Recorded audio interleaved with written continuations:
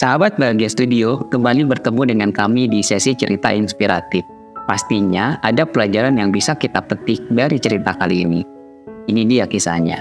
Pada suatu hari, seorang ayah bersama dengan anaknya sedang membuat api unggun saat acara camping keluarga di tengah hutan. Setelah menyalakan api dan api itu mulai membakar kayu yang telah disiapkan, sang ayah melihat seekor ular yang tidak bergerak beberapa meter dari tenda mereka. Berpikir bahwa ular itu sudah mati dan khawatir menimbulkan bau, sang ayah memegang ekor ular dan hendak melemparkan ular itu ke api unggun. Namun, ternyata ular itu belum mati dan bahkan mencoba menggigit tangan si ayah.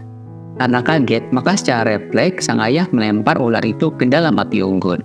Namun setelah itu, sang ayah segera mengambil kayu panjang untuk mengeluarkan ular yang tadi hampir menggigitnya dan melemparkannya ke semak-semak di hutan jauh dari tenda mereka. Anak si laki-laki heran dengan apa yang dilakukan oleh ayahnya. Dia pun bertanya, "Ayah, kenapa ayah malah menyelamatkan ular yang hampir saja menggigit ayah?" Sang ayah pun tersenyum. Ular itu tidak punya pilihan selain menggigit ayah. Nalurinya untuk bertahan hidup membuatnya segera menggigit untuk menyelamatkan hidupnya. Dia tidak peduli yang akan digigitnya orang baik atau orang jahat. Tidak peduli apakah kaya atau miskin, laki-laki atau perempuan, berpenampilan menarik atau tidak. Sedangkan ayah berbeda. Ayah punya pilihan apakah ayah akan menyelamatkan hidup ular itu atau tidak. Kenapa perlakuan buruk ular itu harus ayah balas dengan keburukan?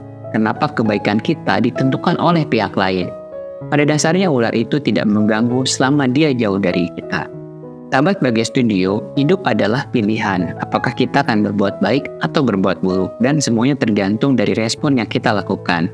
Ketika kita berhadapan dengan situasi yang buruk, kita tetap bisa merespon dengan hal baik atau hal buruk. Jika kita sudah tahu apa yang dilakukan orang lain buruk, kenapa kita harus membalasnya dengan keburukan juga? Untuk apa kita diberikan akal pikiran dan hati nurani jika apa yang kita lakukan hanya meniru keburukan orang lain?